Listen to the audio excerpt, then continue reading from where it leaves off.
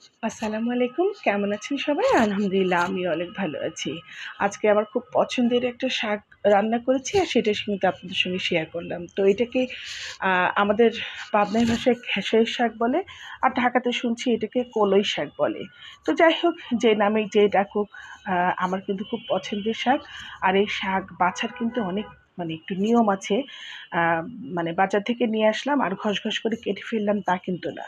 এটার একটু নরম অংশ আছে, একদম আগা থেকে ঠিক অতটুকুই বাছতে হয়। তো আমি এই যে এভাবে দেখিয়ে দিলাম, যতটুকু নরম ততটুকুই কিন্তু আমি বেছে নিয়েছি। তো যাই হোক, আমার বাছাবুছি শেষ হয়ে গেল।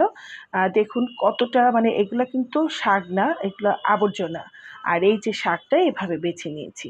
আর এরপরে ঝিরিঝিরি করে কেটে নিয়েছি।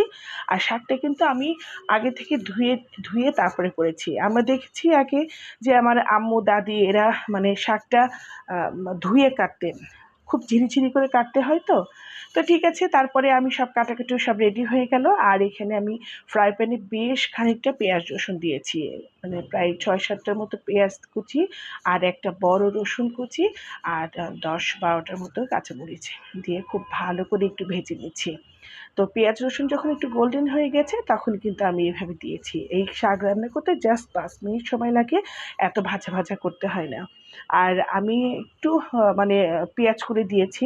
আমার ভালো লাগে আসলে এই শাকের সঙ্গে পেঁয়াজ কুঁড়ি। এটা আসলে অপশনাল। তো যাই হোক, একটু নাড়াচাড়া করে আমি একটু ঢাকা দিয়ে দেব।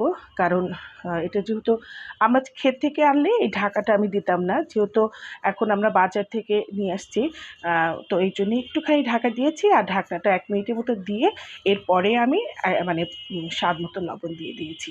ব্যাস, আমার শাক ভাজাটা কিন্তু হয়ে গেছে। এখন নামিয়ে নেওয়ার পালা। আর শাকটা কিন্তু খুব সুন্দর সবুজই ছিল। আর এই শাকের সঙ্গে আরেকটা জিনিস, যেটা শুকনা মরিচ একদম খোলা তাওয়ায় ভেজে না খেলে কিন্তু অসম্পূর্ণ থেকে যায়। তো যাই হোক, আমার ভিডিওটা ভালো লাগলে অবশ্যই লাইক, কমেন্ট, শেয়ার করবেন। আল্লাহ হাফেজ।